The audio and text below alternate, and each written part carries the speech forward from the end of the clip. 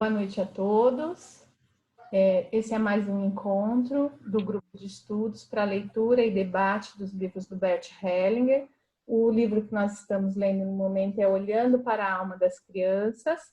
Nós vamos começar na página 95 e com a condução do René Schubert, para quem eu passo a palavra. Obrigado, Nádia. Boa noite a todos que estão vindo aqui para o grupo. Semana passada vocês tiveram acompanhamento aí do Marcos. Ele nos passou onde a gente parou a nossa leitura. E, como é de praxe, se alguém tiver alguma dúvida, pode fazer aqui ao lado a pergunta na parte de escrita, ou levantar a mão. A gente vai fazer uma pausa sempre durante a leitura. E hoje a Cristiane, gentilmente, vai ler para a gente. Por favor, Cristiane. Agradeço, boa noite a todos. A ordem.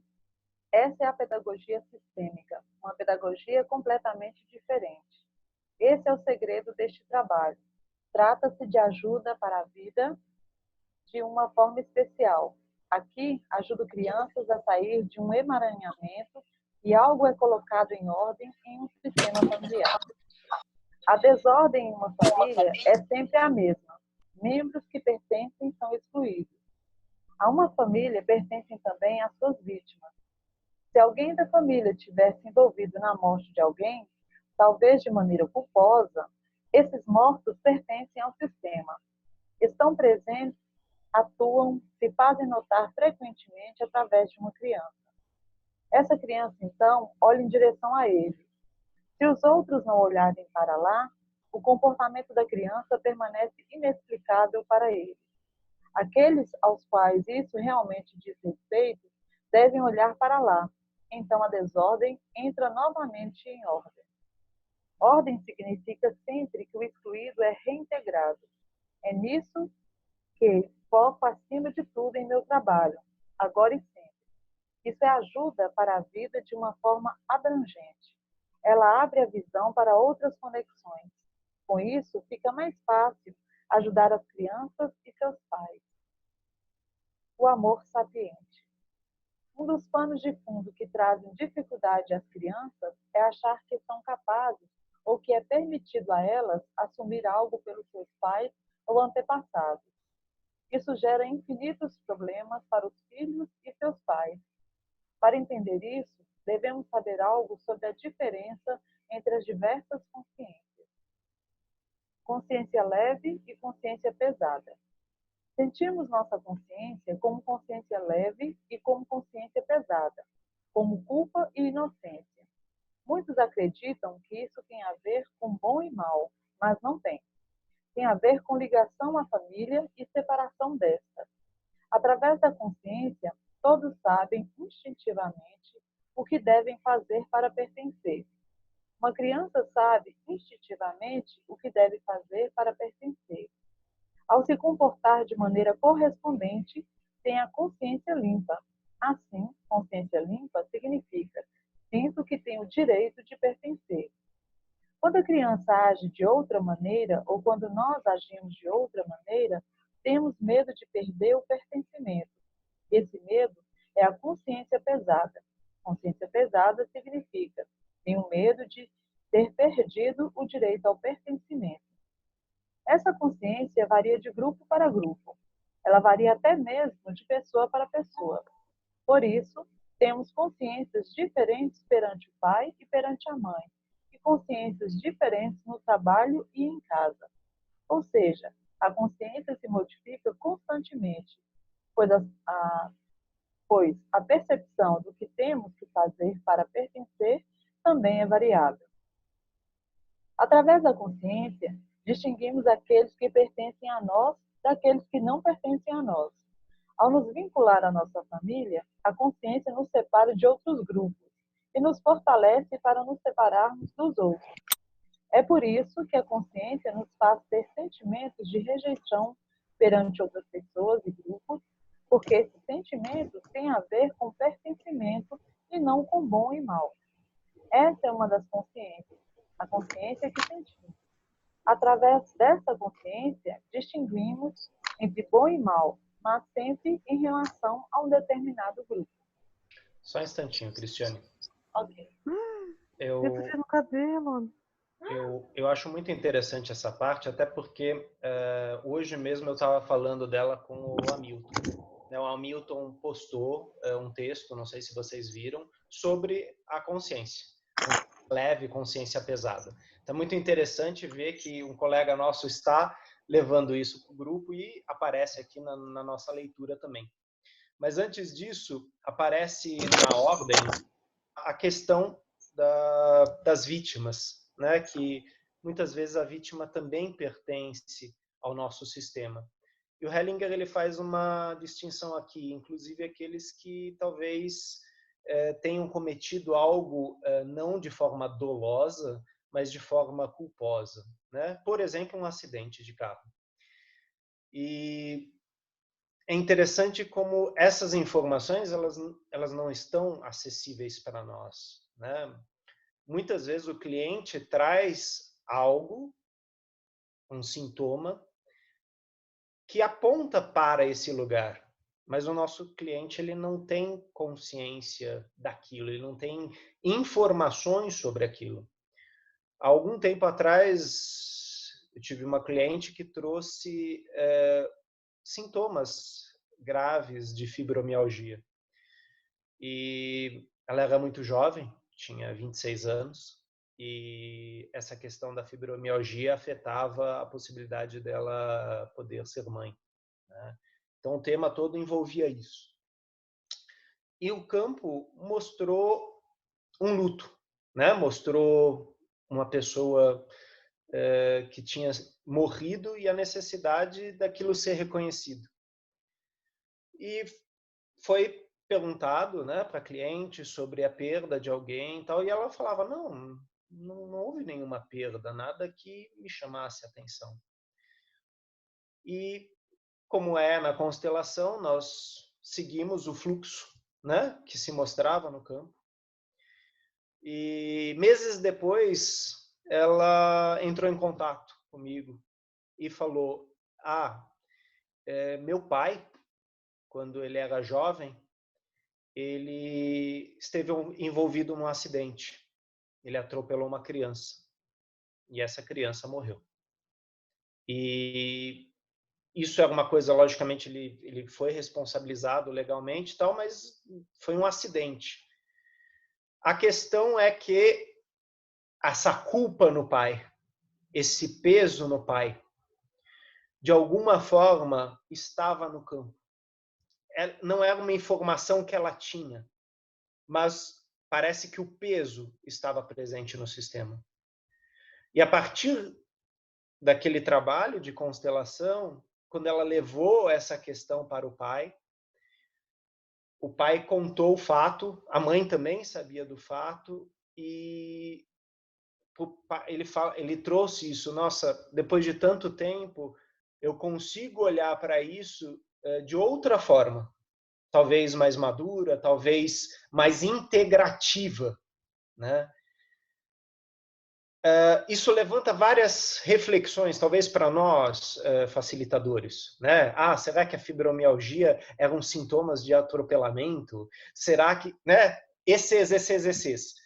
E, na verdade, a experiência mostrou o seguinte, a cliente não tinha informação, eu não tinha informação, o campo mostrou algo, aquilo atuou, e, posteriormente, aquilo trouxe algo para o sistema. Então, novamente, não é uma técnica diretiva, não é uma técnica diagnóstica, né? Não é uma técnica onde a gente vai ficar esmiuçando coisas. Ela vai mostrar o essencial. O essencial vem à tona e aponta para algo. Aqui, especificamente, nisso que o Hellinger fala, que a ordem, ela, de certa forma, aponta para conexões, né? Aquilo que estava fora, que precisa entrar, a hierarquia, quem pertence, quem não pertence. E achei importante fazer essa ressalva, porque muitas vezes nós pensamos no excluído como aquele que é consciente no sistema, né? Um tio que a gente não fala, né? Um pai que deserdou um filho, uma mãe que se separou de um pai.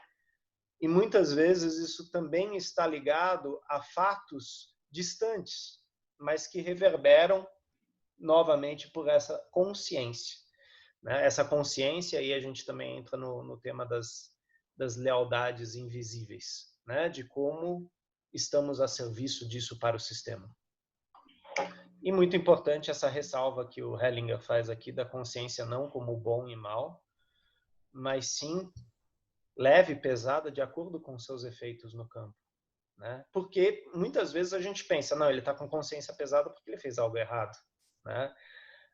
E a questão é, ok, eu não fiz algo errado, mas o que eu fiz rompe com o que esperam de mim no meu grupo, né? Eu coloco em risco esse meu lugar, né, de pertencimento. E a gente pode falar disso sim no grupo familiar, que é o primeiro.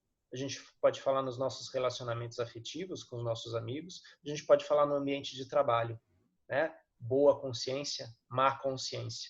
E sempre é uma questão muito subjetiva da pessoa questionar, ok, se eu estou com a consciência pesada, onde ela está pesando, né? Em relação a quem, ao que ela está pesando, né? Porque eu consigo sentir esses efeitos, né? E, logicamente, isso traz aprendizado, isso traz crescimento. Ou eu simplesmente falo, não, eu fico com a culpa. E fico num lugar, às vezes, vitimado, né? Pesado. É uma posição, né? Que tem seus efeitos. Novamente, a gente não vai olhar para certo e errado, bom ou mal. Mas essa posição, ela tem seus efeitos também. Eu só quis fazer esse parênteses. Nádia, você gostaria de colocar alguma coisa da sua experiência? Eu estou entrando mais na tua área aqui. Renê, você estava falando e eu estava achando super interessante. E aí você fez a pergunta, a gente vai ligar a fibromialgia com caso de atropelamento? Talvez não. Mas eu fiquei pensando, é uma coisa interessante. Na minha própria família, existem casos de fibromialgia e o que se mostrou na constelação foi atropelamento. Interessante, né? E já atendi, acho que 2 clientes que também mostraram a mesma coisa. Uhum. É aquela coisa, né?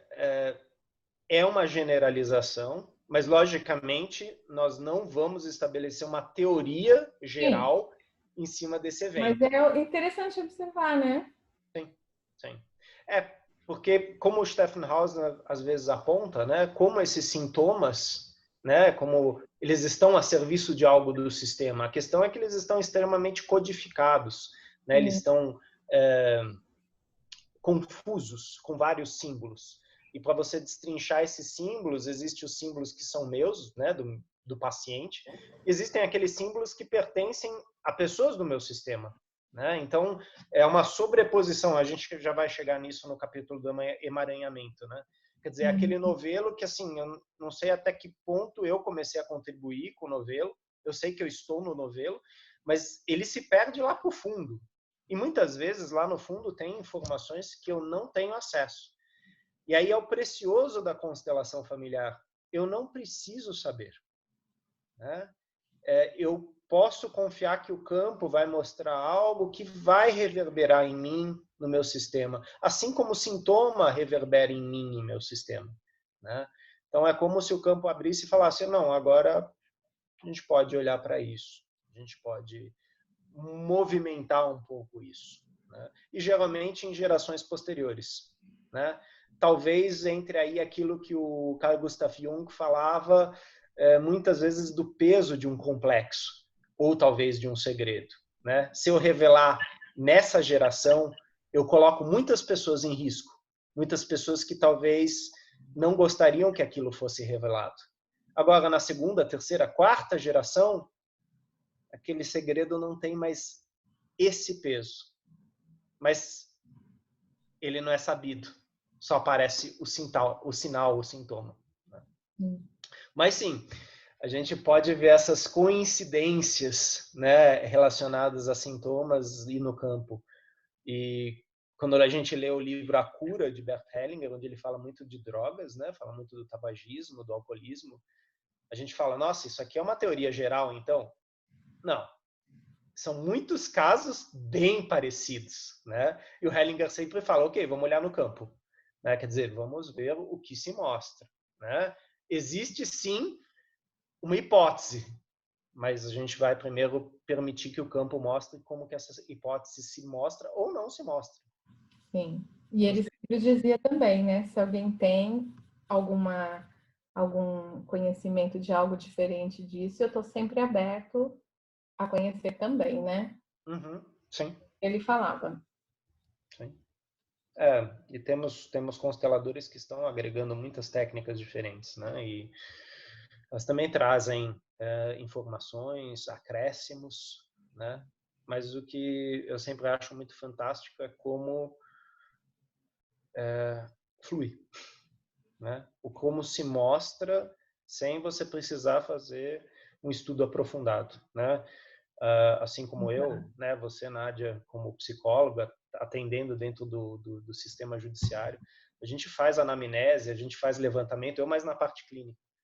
Só que aqui a gente está falando de algo que não tem anamnese, não tem um histórico prévio antes, né?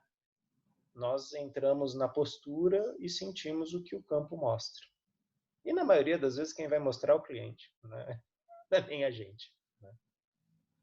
Sim, vai mostrar e também reconhecer, né? Sim. A Cirlei, ela fez um apontamento aqui. Você quer ler, Cirlei? Você quer ler, Nádia? Posso ler. Você quer ler, Cirlei? Não? Tá bom, eu vou ler para você então. Tive um caso de acidente com alguém da família com morte de um filho com transtorno, com morte e um filho com transtorno bipolar que apareceu na constelação. E muitas vezes quando a gente vê também essa questão psiquiátrica, às vezes isso aponta mais para trás. A gente pôde ver a Angélica Oliveira fazer algumas demonstrações assim aqui em São Paulo, né, quando ela estava trabalhando a questão da pedagogia sistêmica. Né? Então, quando a gente fala da bipolaridade, de uma esquizofrenia, são sistemas que têm um certo peso, né? E geralmente não é um evento, é uma sobreposição de eventos, né? Então, muitas vezes acontece de tragédias se seguirem, né? Nesses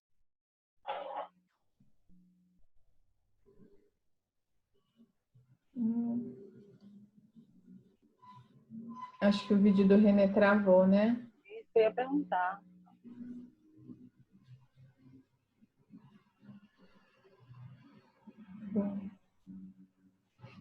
Sim, e sobre isso que o René estava falando, né, de que os transtornos psiquiátricos, eles vão para gerações mais atrás e não logo a geração seguinte, o Renato falou num dos vídeos que normalmente o transtorno bipolar ou a esquizofrenia vai acontecer na terceira geração depois do assassinato, porque ele diz que na segunda geração a gente encontra uma família esquizoide, né? O que a gente chama na psicologia.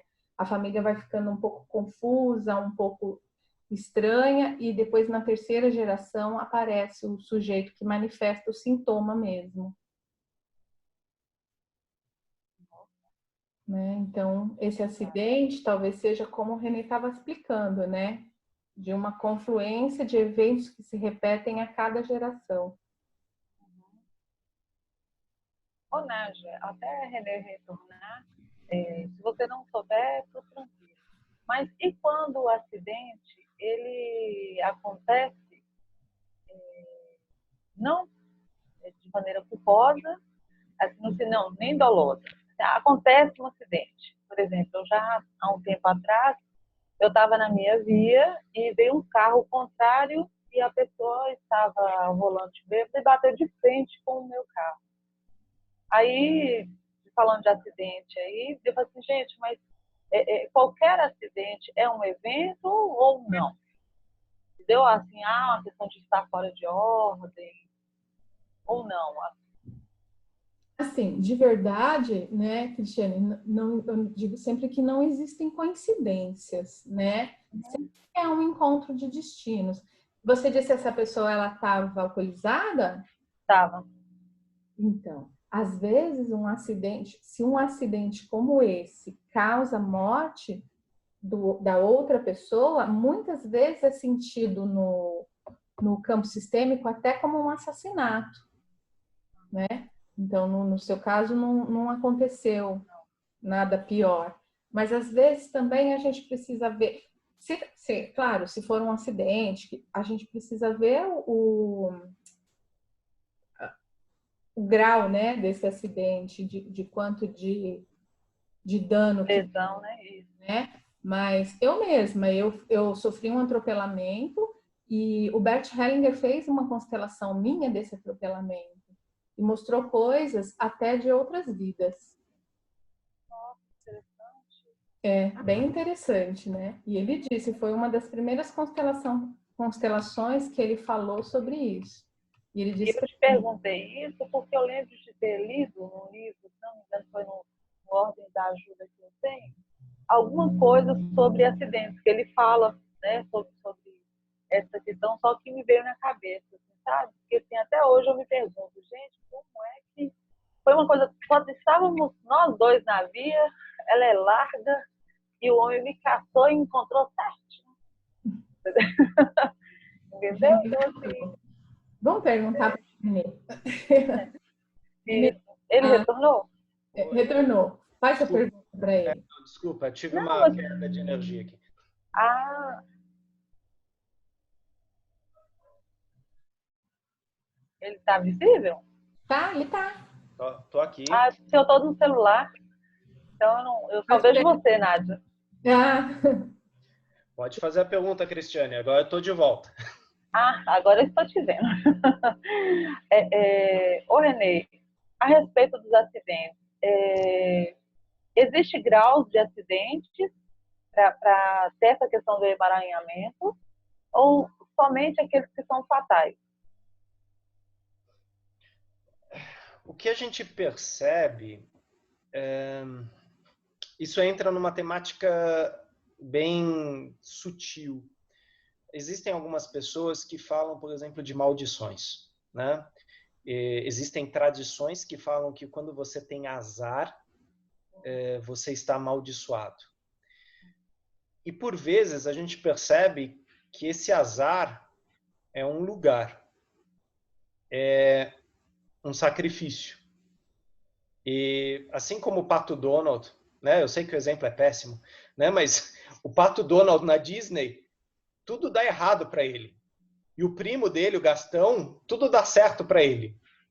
Né? E aí você vê vários exemplos disso, onde, na verdade, para o Pato Donald isso não é um problema. Né? Ele tem uma postura de, ok, eu lido com isso. Mas a gente sabe como, para muitas pessoas, isso é um destino pesado. Né? E as pessoas falam, não, eu devo ter chutado macumba, eu colei chiclete na cruz. Falam essas coisas como, né, porque tem algo muito pesado, parece ter uma nuvem negra sempre me perseguindo, eu sempre estou me acidentando, eu sempre estou causando acidentes. Então, novamente, não é que a pessoa é má, mas aí existe uma consciência, né, que às vezes leva ao engano, né? Por isso que eu falei é sutil, porque é muito difícil a gente apontar o dedo para uma coisa dessas. Né? Rapidamente a gente cai num julgamento, ou a gente cai numa diagnose, né? Do tipo, você é um azarão da família, você é uma ovelha negra da família. E muitas vezes, quando a gente fala da ovelha negra, a gente fala daquele indivíduo, não que necessariamente é azarado, mas assim, para os membros da família, eles falam, não, ele é a ovelha negra, porque ele rompe com todos os padrões. A gente fala para ele abrir a porta, ele fecha. A gente fala para ele ir para lá, ele vai para cá. Quer dizer, é do contra. E não é que a pessoa é do contra. Né? A gente também sabe o quanto as pessoas que têm essa carga estão fazendo algo pelo sistema também. Estão levando o sistema junto. E aí o Bert Hellinger fala muito do filho pródigo. né? Ele retoma aquela parábola do filho pródigo da Bíblia e fala como ele, através daquele destino completamente contrário ao sistema, rompendo com os padrões do sistema, ele traz o novo para o sistema. Logicamente que isso tem um preço, né? E esse é o ponto. O azarado ele também traz, que tem um preço. E os efeitos, e talvez aí eu saia um pouco de Bert Hellinger e entre um pouco em Jung, são efeitos sincrônicos, né? Porque eles estão como que em sintonia com outra pessoa, outras pessoas que vibram na mesma frequência. E aí você tem um acidente de grandes proporções com várias pessoas envolvidas, aí você fala, não, isso aqui foi um acaso, né? Se você for investigar as pessoas, você de repente percebe que, assim, elas poderiam não estar lá, mas algo as levou para lá. Assim como também, muitas vezes, as pessoas escapam de acidentes gravíssimos, porque de última hora perderam um voo, perderam um ônibus, trocaram um caminho que elas nunca trocam, e elas falam, hoje deu vontade de fazer diferente. O Jung, ele fala um pouco disso na sincronicidade. E aí ele estabelece uma ligação entre o seu inconsciente pessoal e o inconsciente coletivo, né? Que, de certa forma, a gente sempre está em sintonia, né? Assim como essa sintonia que a gente estabeleceu aqui, né? A gente está conversando, cai um raio aqui na região, René desaparece, mas novamente eu posso entrar, né? De alguma forma, essa sintonia ela só foi interrompida por um período, mas voltou, graças ao Wi-Fi. Parece que temos sintonias como Wi-Fi que nos conectam, né? Às vezes temáticas comuns, às vezes similaridades, ou às vezes até sangue. Quantas vezes essas coincidências não fizeram pessoas que não sabiam que eram do mesmo sangue se encontrarem, né? Então, é uma temática difícil de pegar, Cristiane, ela é nebulosa, mas sim, a gente tem alguns teóricos que se arriscaram nisso e falam que, na verdade, todos nós estamos ligados como que numa teia, numa gigante teia, onde algumas pessoas estão numa teia principal e outras são interconectadas por fios, né? E alguns destinos são mais leves, outros são mais pesados. E o Hellinger ele gosta de usar esses termos para não falar de destino ruim e destino bom, né? Porque aí a gente imediatamente entra na moral. E ele fala, não, é um destino pesado, porque aquela pessoa ela tem que carregar um efeito pesado, ela tem que suportar um efeito pesado. E para outras pessoas, o destino tem um peso leve. Elas têm outra forma de sambar com isso, de dançar com isso, né? Não sei se aproxima, mas eu até gostaria de ouvir de você, Cristiane, porque provavelmente esse assunto pegou em algum ponto aí teu. Uhum. Sim. Mas deixemos para outro momento. Claro, claro. Renê, posso aproveitar um pouquinho também que você falou sobre isso e pedir para você explanar um pouquinho mais sobre esse tema? Por exemplo, eu acho muito interessante isso que o Hellinger fala, né, dos destinos leves e destinos pesados, e de como um destino pesado, muitas vezes, é algo que engrandece a pessoa, que dá um peso na alma. Ele fala assim, né? Sim. Você pode falar um pouquinho disso, que eu acho tão lindo isso também. É interessante a gente observar nesse sentido, na mitologia grega você tem muito isso, né? Quando você olha os mitos, agora não me lembro bem, mas principalmente os heróis, né? Teseu, Hércules, né? Eles muitas vezes eles passam por apuros, coisas muito pesadas. E o Hellinger ele tem uma frase, né? Muitas vezes quando a criança toma algo de seus pais, de seus avós ou bisavós, às vezes, né? A frase fico com o que é meu e lhe devolvo o que é seu. E junto com isso, devolvo-lhe tua dignidade.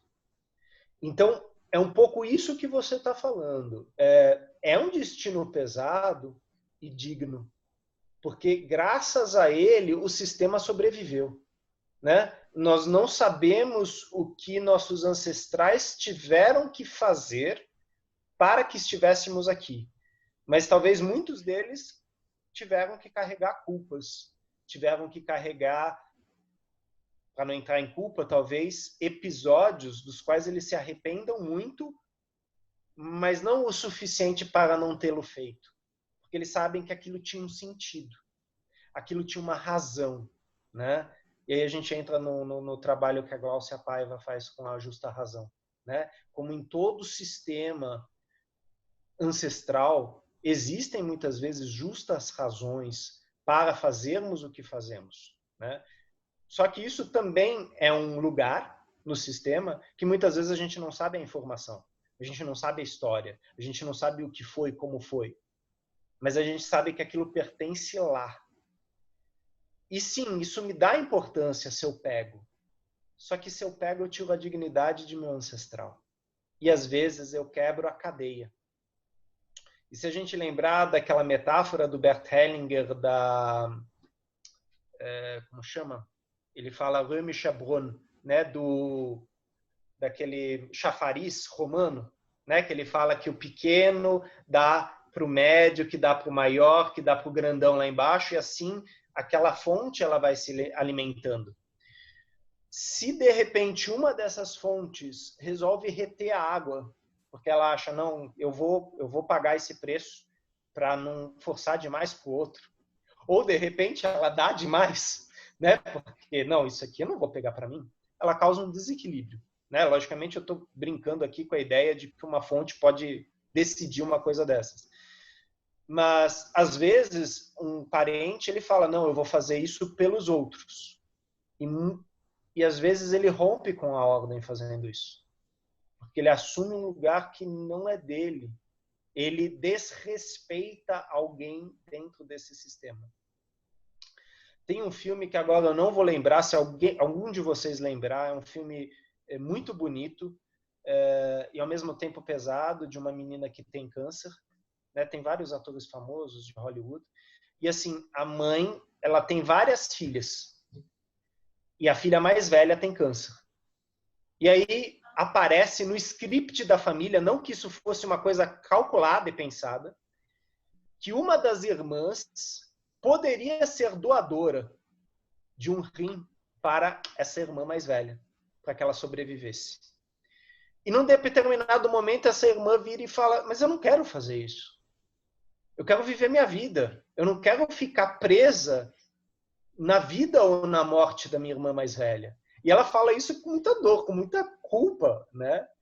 E isso gera um grande revertério, porque os pais perceberam o peso que eles colocavam naquela filha, como sacrifício, né?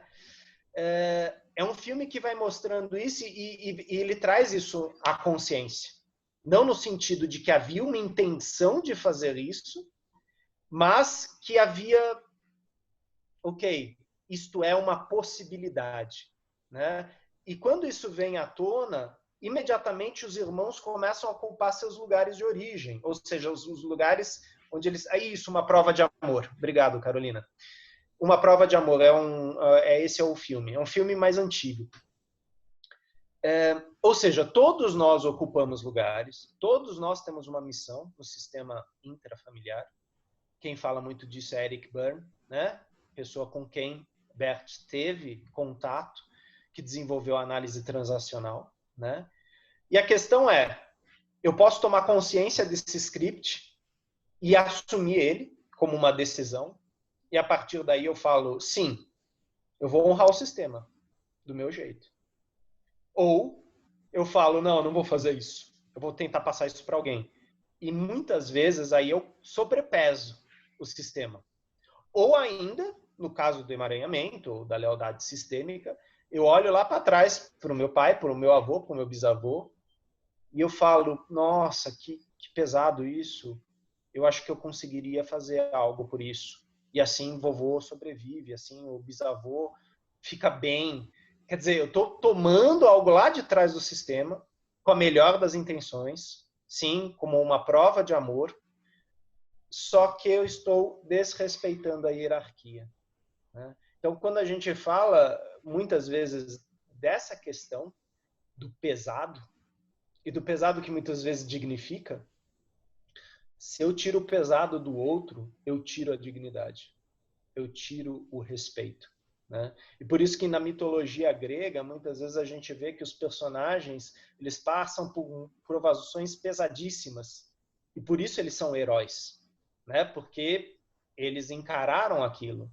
E sempre que alguém tenta salvá-los, acontece uma tragédia, né? Porque os deuses determinaram, não, isso é tua pedra, esse é teu peso, esse é o gavião que vai comer o teu fígado, né? Quer dizer, existe algo a ser espiado aí, né? A mitologia grega ela é interessante para olhar esses scripts, né? Logicamente, são mitos, mas muitos desses mitos, eles ainda atuam muito fortemente em nossa vida hoje, né? E para isso é muito interessante aquele livro do Jacob Schneider, Ah, que bom que eu sei, onde ele fala da questão dos contos de fada e como os contos de fada influenciam na nossa vida hoje.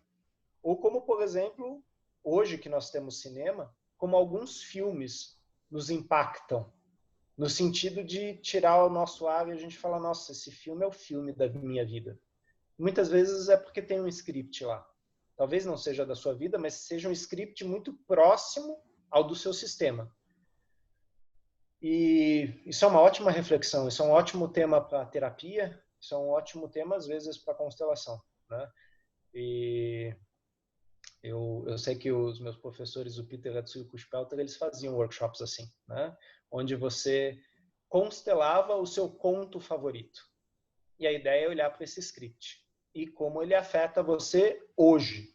Ou seja, será que você está carregando a tua dignidade ou talvez você esteja tomando a dignidade de alguém? Novamente, a melhor das intenções, por amor, isso é tudo um processo inconsciente, né? Aqui, quando a gente fala, parece que a gente está falando de coisas muito intencionais. Não, são processos inconscientes, né? Eles estão em diferentes níveis de consciência. Talvez numa consciência espiritual, talvez numa consciência sistêmica. Quando muito, ela está na consciência pessoal, que eu olho e falo, ok, fiz isso e a partir de agora eu vou fazer um pouco diferente, porque eu entendo isso de uma outra forma. Nunca esquecendo que muitas vezes esses sacrifícios eles partem de crianças que em sua ingenuidade querem fazer o melhor, né? E quando a gente é adulto, às vezes a gente olha e a gente fala, ok, aqui eu não posso fazer nada, aqui eu me retiro. E às vezes é a melhor postura, né? É difícil, mas ela é melhor, porque eu permito que outro receba a força daquele destino pesado, trágico, difícil. Não sei se foi nessa linha que você perguntou, Nádia. Foi sim, exatamente isso. Ok. Então fica aí a dica que a Carol colocou pra gente, né, desse filme, Uma Prova de Amor, de 2009. Vale a pena assistir. Eu não sei se tem no Netflix, né? Mas ele é um filme que mostra bem essa questão da tomada de consciência de um sistema familiar sobre um sacrifício, né? E óbvio que nenhuma mãe, nenhum pai quer sacrificar seus filhos, né, intencionalmente. Mas eles farão todo o possível para que os filhos se perpetuem, né? E muitas vezes a gente ouve de pais que têm tragédias com os filhos na família, essa frase, mas ele era muito jovem. Ou seja, uma frase que fala de hierarquia. É natural que eu vá antes, porque eu sou mais velho, mas ele foi antes de mim, né? E aí vem um peso, vem um remorso, né? E isso, logicamente, precisa ser também trabalhado. É importante fazer um luto nesse sentido, né? Porque aí a gente está falando dos fios do destino, né? Que não somos nós que mexemos, né? Aí a gente entra naquilo que o Hellinger chama de grande alma, né? A grande alma que está por trás de tudo. Logicamente que cada um aqui talvez também tenha outras visões em relação a isso, né? Porque aí a gente entra num campo mais espiritual. Mas obrigado pela colocação, Nádia. Eu acho que é fundamental, né? E cada vez mais eu vejo como análise de script, a questão da psicanálise dos contos de fada, tal, como tem muito material psíquico lá, né? E como nós, né, que vemos comerciais, vemos desenhos, vemos filmes, somos tocados por eles, porque eles tocam em algo do nosso sistema, né, da nossa origem. Vamos ler mais um pouquinho? Sim. O emaranhamento. Há também uma consciência oculta, uma consciência arcaica coletiva. Essa consciência segue leis diferentes da consciência que sentimos.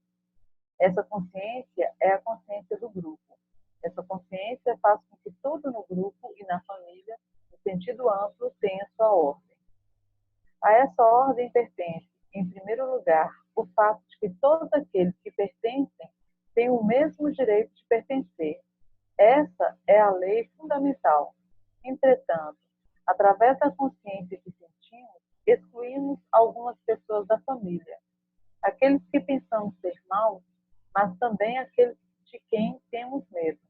Nós os excluímos porque achamos que são perigosos para nós.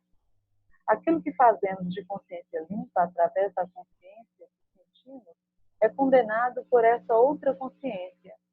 Essa outra consciência não tolera que alguém seja excluído. Então, sob a influência dessa consciência, alguém é levado a imitar o excluído, sem estar consciente disso. Isso é um emaranhamento.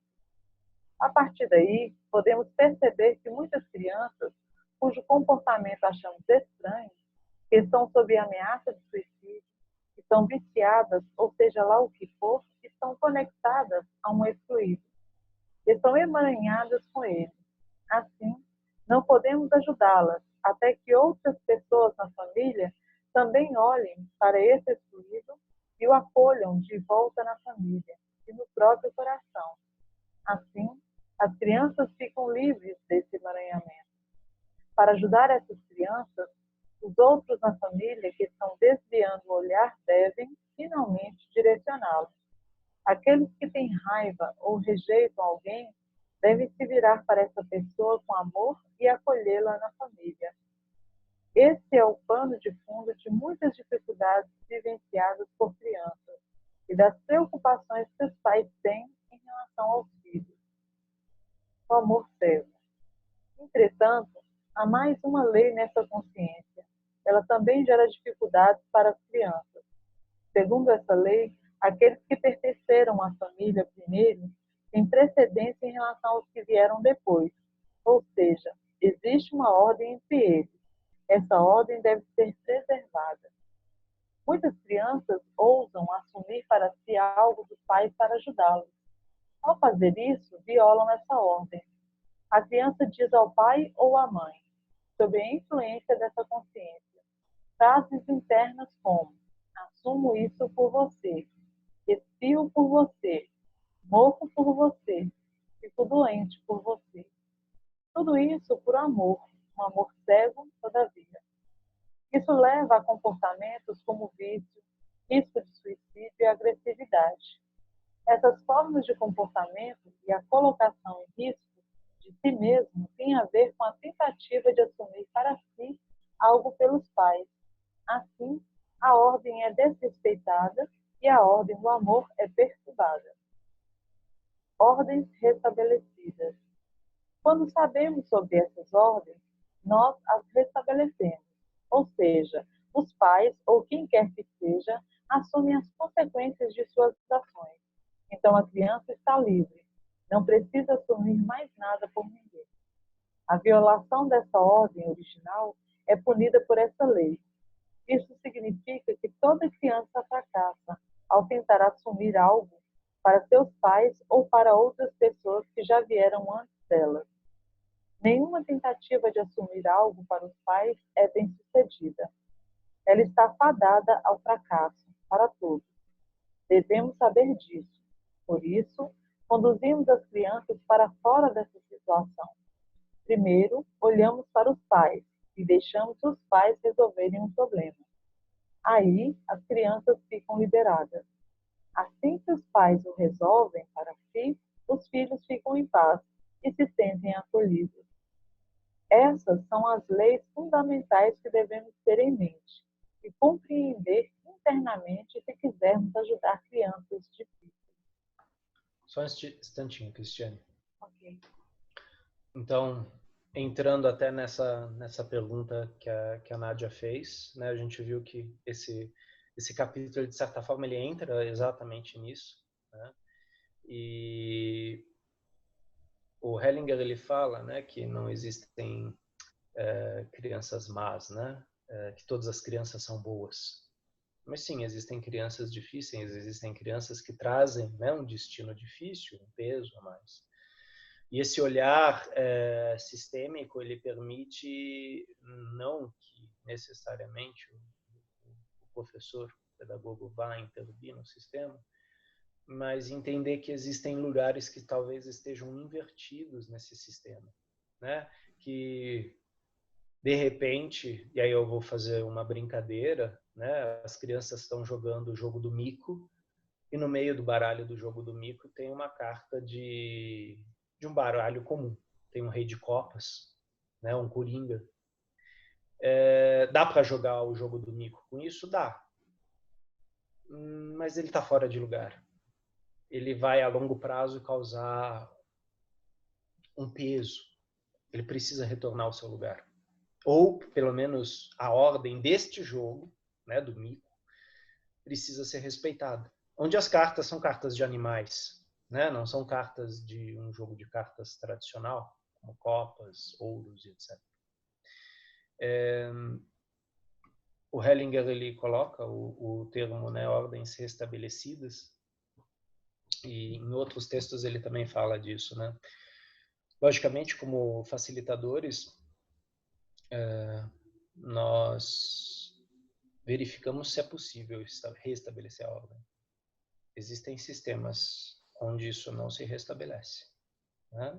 Porque existe um destino difícil e ele vai continuar difícil, né? Então, nem sempre nós vamos restabelecer as coisas. Nós reconhecemos aquilo que se mostra. E alguns sistemas mostram que é preciso um pouco mais, ou talvez mais alguém nesse sistema, né? Como se fosse uma contabilidade sistêmica, né? Isso não é uma coisa que a gente pode conscientemente calcular, diagnosticar, interpretar, mas reconhecemos o que se mostra. E uma vez na Alemanha, o Bert Hellinger fez uma constelação silenciosa sobre um conflito. E apesar de todos os representantes daquele conflito, que representava uma guerra, se reconciliarem, chorarem, meio que numa postura de perdão, de reconhecimento umas das outras, havia apenas um único representante que, de braços cruzados, mantinha uma postura belicosa. E o Bert Hellinger, no final, falou: enquanto um quiser a guerra, ela segue. Então, a gente vê assim, a gente fala, nossa, mas todos, né, buscavam nesse sentido a paz, a reconciliação? Sim, mas o sistema, ele é um todo maior. E às vezes precisa desse único um para fazer um ritual, para restabelecer um equilíbrio, que enquanto ele não quiser, não vai ser restabelecido, né? Então, lógico, nós buscamos estar de acordo com as ordens do amor. Em alguns sistemas, as ordens do amor vão estar invertidas, bagunçadas, e às vezes vão permanecer assim. E aí a gente aponta e se retira. Como o Bert muitas vezes falou, eu não constelo todos os sistemas. Às vezes eu só dou uma palavra, às vezes eu faço um gesto, e aquilo vai reverberando na alma daquele cliente, né? Para, talvez, dentro da alma daquele cliente, trazer um outro movimento, talvez posteriormente uma constelação, numa outra postura, num outro momento. Né? Eu só quis fazer esse parênteses, né? Porque a gente às vezes escuta de alguns colegas nossos aquela coisa, né? Venha constelar para equilibrar o seu sistema. Sim, a gente pode olhar para o sistema. Mas isso não quer dizer que o desequilíbrio do sistema seja necessariamente um desequilíbrio. E não quer dizer que eu, facilitador, saiba alguma coisa sobre equilíbrio naquele sistema. Eu não sei. Eu vou verificar. Eu vou sentir dentro daquele sistema o que é possível fazer, será feito. Mas é aquela coisa, né? O nosso poder, com aspas bem grandes, é bastante limitado, né? De certa forma, o nosso cliente, ele traz o campo, ele traz o tema, ele traz as possibilidades. E por que eu estou falando isso? Eu queria entrar um pouco na pergunta da Nádia. Às vezes a gente tem que tomar muito cuidado para nessa de arrumar o sistema, né? Da gente não roubar a dignidade do nosso cliente. Né? De querer, não, eu vou deixar bonito agora, né? Vou deixar aquilo brilhando. E, na verdade, eu estou contra-transferindo, né? Eu estou trazendo algo do meu sistema para dentro daquele sistema. Não estou escutando o que o sistema mostra, não estou vendo o que o sistema mostra, não estou sentindo aquele campo. Tá? Então, eu não estou naquela postura que reconhece, que se mostra. E esse não é um trabalho de limpeza, de arrumação. É um trabalho que respeita o sistema e olha para esse sistema, permite um olhar. Muitas vezes um olhar ampliado para aquele sistema. Não raro o nosso cliente fala, nossa, eu nunca tinha visto dessa forma. Eu nunca tinha sentido este lugar assim. E às vezes essa pequena frase, ela causa uma grande reverberação naquele sistema. Né? Então, Hellinger tinha constelações extremamente rápidas e tinha constelações longas. Ele ia junto com o cliente. E era muito interessante observar isso. Ou como ele respirava ao lado do cliente, olhava para o cliente, o tempo todo acompanhando o cliente no campo. Né? Exatamente para que aquele tempo, aquele ritmo, aquele campo fosse respeitado. Então foi só uma costura que eu fiz aqui com a tua pergunta, Nádia, e isso que apareceu aqui. Tá? Se vocês tiverem uma opinião diferente, tal, por favor, se coloquem. Né? A gente tem vários colegas aqui, talvez também de ideias diversas. Renê, tem uma pergunta no chat. Aqui no chat não. O Marcos, né, levantou a mão. Opa, vamos lá. Vou abrir seu microfone, tá, Marcos? Ok. Pronto. Bom, boa noite a todas e a todos. Né?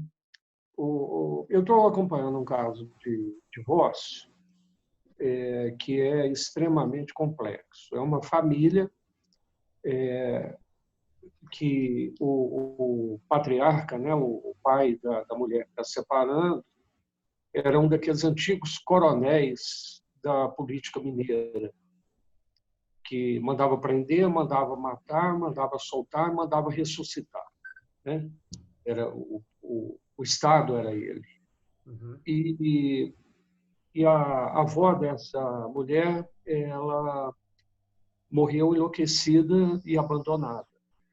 E essa mulher apresentou um quadro demencial. Então, me parece haver aí todo um emaranhamento. E o filho do casal que está se separando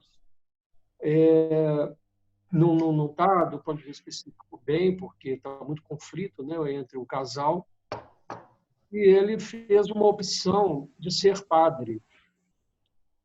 Eu li alguma coisa, eu não lembro bem, que essa opção de ser padre pode ser um movimento de pacificação num sistema onde tem pelo menos 4 assassinatos, porque o ex-patriarca matou 4 pessoas, né? No sertão, a lei do sertão, né? Ou mata ou morre. né? Então, a gente não tem que julgar. É assim, foi assim. E eu vejo nesse rapaz que quer ser padre muita angústia e, ao mesmo tempo, muito amor.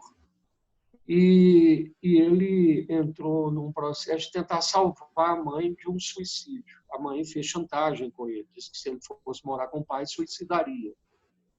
E o pai fala com ele, olha, você não tem nenhum poder sobre a conduta da sua mãe, né? O que você pode fazer é rezar e apoiar como filho, mas nunca como marido e menos ainda como pai dela.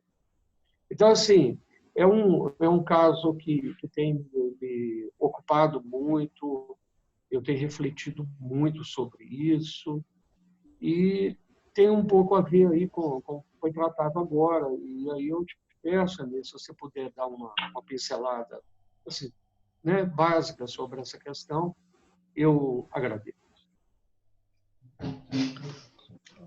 Marcos, conforme você ia falando, uma coisa que me veio muito forte foi uma diferenciação que a Sophie Hellinger faz em alemão do termo Beruf e Berufung, que seria profissão e vocação. E em alemão, a palavra Berufung significa exatamente um chamado. E a Sophie, ela coloca, como muitas vezes a nossa profissão, ela está a serviço do nosso sistema, né? Às vezes para liberar algo, às vezes para restabelecer algo, às vezes para compensar algo. Então, quando a gente fala de uma pessoa vocacionada, muitas vezes ela ouve essa voz, esse chamamento de seu sistema, e ela está em missão por esse sistema, né? Temos vocações diferentes, temos profissões diferentes, mas quando a gente olha para as constelações organizacionais, a gente percebe o quanto o emprego, o serviço, a profissão, os meus estudos, a minha vocação, estão ligados, sim, a coisas muito antigas no meu sistema. E a gente tinha uma brincadeira na área da psicologia, né? É uma brincadeira talvez de mau gosto entre psicólogos, mas é aquela coisa, né? A gente é psicólogo porque a gente conhece muito bem os loucos. Muito bem mesmo. Ou seja, na verdade, falando de algo que nos move no sentido de sistêmico, né? Logicamente que a gente não vai fazer uma teoria geral, ele é psicólogo porque na família dele tem louco.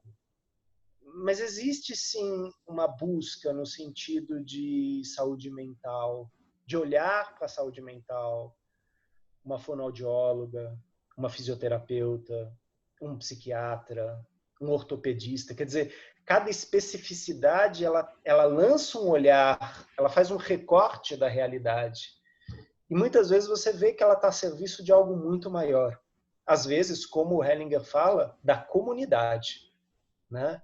Às vezes a pessoa não tem filhos e se dedica totalmente ao bem comum, como o exemplo, por exemplo, de um padre, né? De um padre, de um médico, às vezes até de um vendedor, de um caixeiro viajante, que quer, né, na profissão dele, na vocação dele, levar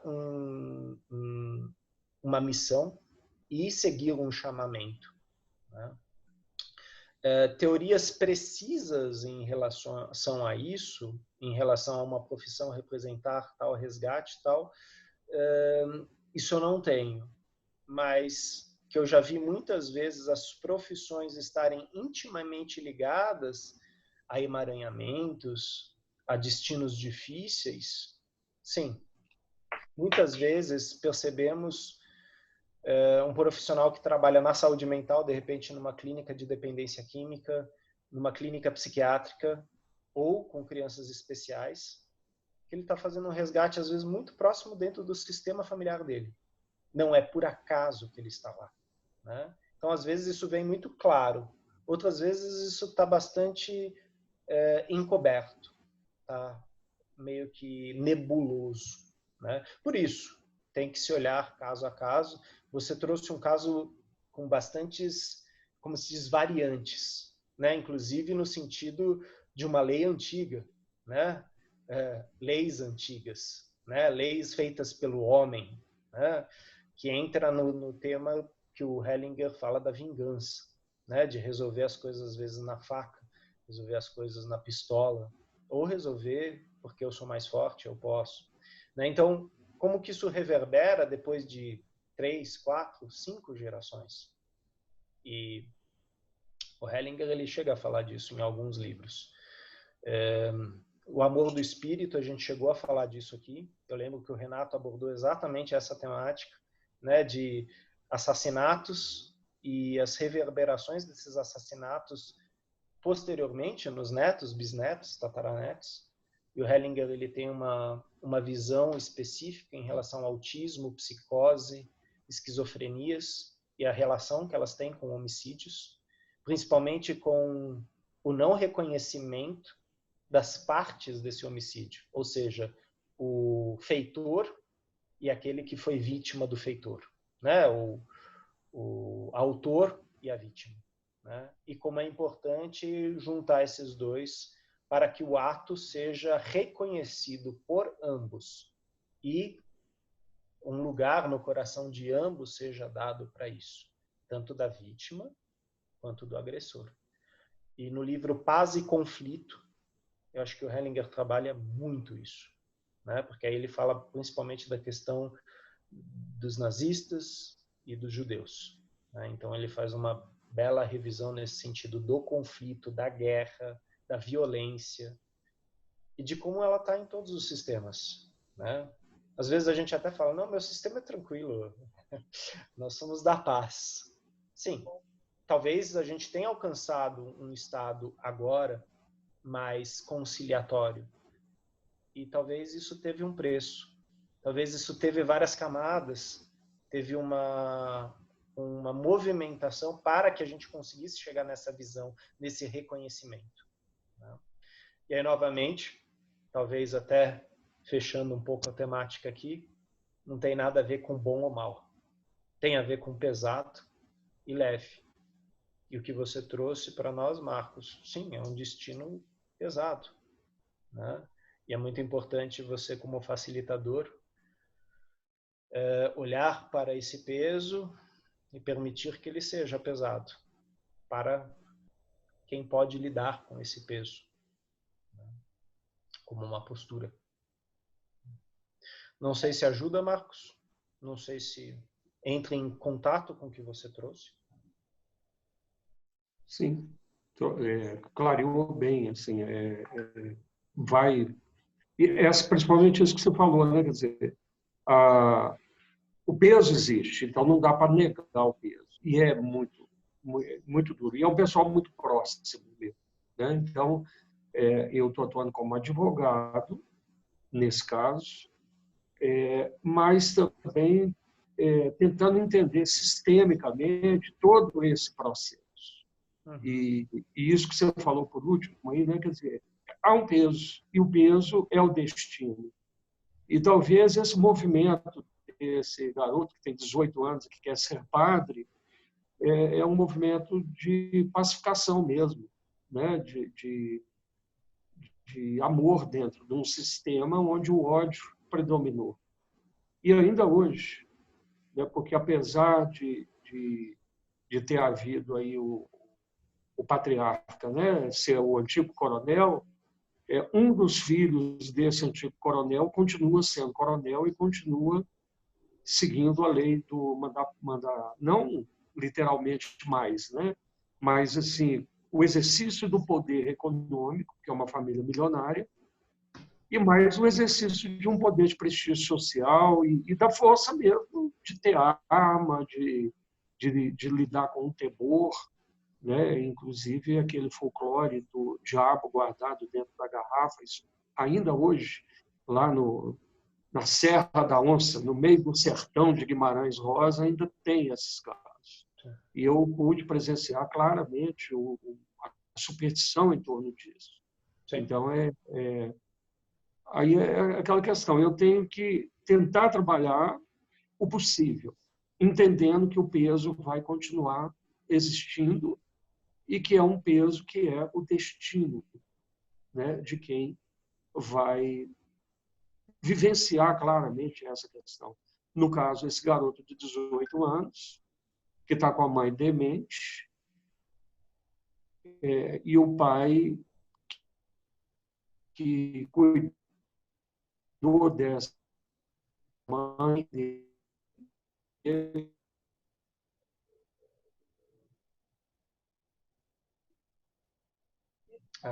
Eu acho que a tua ligação cortou, Marcos. Marcos, você está aí? Ok. Acho que teve uma queda aí de ligação. Mas entra também no que você trouxe, né, Nádia? Novamente a questão da dignidade. Então, assim, essa questão por exemplo, esse pai estava com o risco de perder o direito de exercer a profissão por conta das agressões da mulher. Então, ele teve que se separar, né? Porque ele não podia correr esse risco de sofrer uma denúncia injusta ou mesmo perder a cabeça e agredir, né? Porque o nível da agressão psicológica era muito grande. Então, ficou um peso muito grande em cima desse garoto de 18 anos, que está se colocando numa posição de salvador. Uhum. Sim. Né? É isso. E talvez ele seja. E talvez ele seja. Né? Agora, que é um destino pesado? Né? Muito. Agora, pode ser. Né? Pode ser que seja isso. Por isso, talvez, a opção pela igreja, né? Quer dizer, é a maior instituição hoje, né? Assim, a nível mundial, é a Igreja Católica, né? Em termos dessa força que ele acredita. Né? E ele certamente encontra muita força dentro do meio dele. Né? Ele certamente recebe dos companheiros, dos amigos, dos padres que ele convive, né? Ele certamente recebe muita força. Né? É isso. Obrigado. De nada, Marcos. Aí a gente entra bem na temática que o Hellinger fala muitas vezes da expiação. Né? Como muitas vezes uma profissão também pode ser um tipo de expiação. E talvez não uma expiação pessoal, mas uma expiação coletiva. Eu estou a serviço do meu sistema, a serviço da minha família. Mas, logicamente, a gente já aqui está nas suposições. Exato. Né?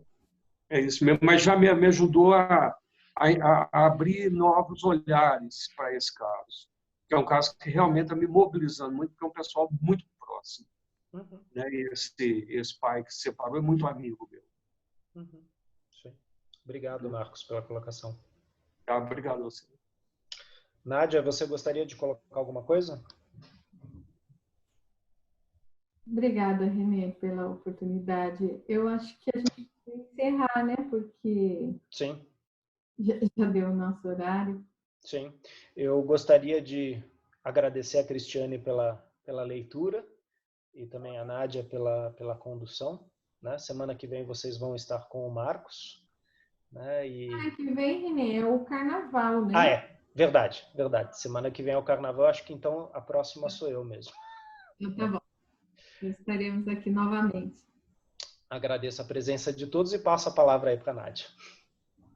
Então, obrigada, Renê, pela linda condução, pelas suas colocações maravilhosas. Obrigada, Cristiane, pela leitura. E boa noite a todos. Então, até daqui a 2 semanas.